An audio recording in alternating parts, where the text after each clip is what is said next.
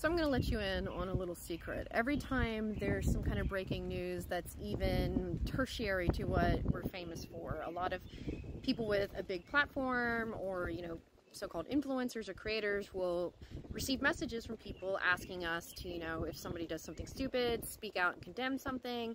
If something good is happening, to share it and celebrate. It's just pretty standard now that that happens. And today, the thing that's making rounds is this kind of knee-jerk reaction to condemn the demonstration at Stonehenge, which happened today.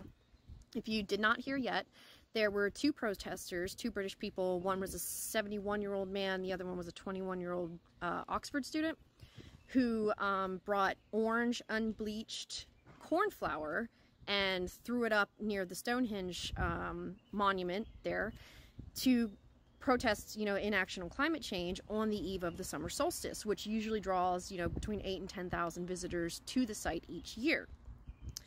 I got a lot of messages from fellow climate experts and environmental activists saying that, you know, please call this out. We can't desecrate sacred sites.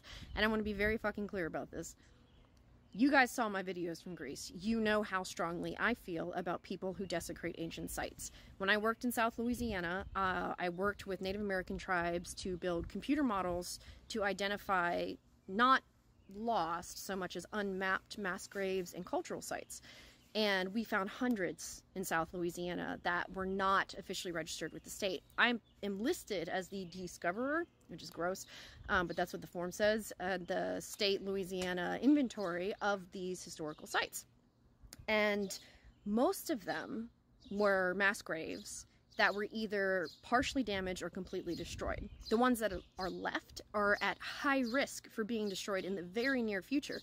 Several of them were destroyed when Hurricane Ida came through a few years ago, and I went back over there to help the tribes and set up some emergency solar stations and stuff. So nobody with my level of influence is probably a bigger and regular advocate against destroying cultural and sacred sites than I am. I think if you desecrate one of these sites or you try to destroy them, as often we do in war, then you're guilty of trying to erase culture and you should go to jail for the rest of your life. So to be very clear on that, I do not have a problem with what they did at Stonehenge because they used corn flour that will wash away at the first rain. It's non-damaging. It doesn't pose a threat to any flora or fauna or biological life at the site. It doesn't hurt anything whatsoever.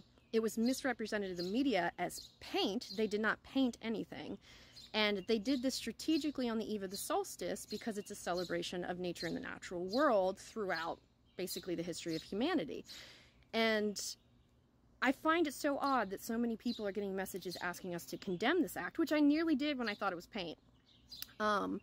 When it's set against this backdrop of a continued 14-month trend of record-breaking temperatures. Last year was the hottest year ever recorded. This year is already outpacing it.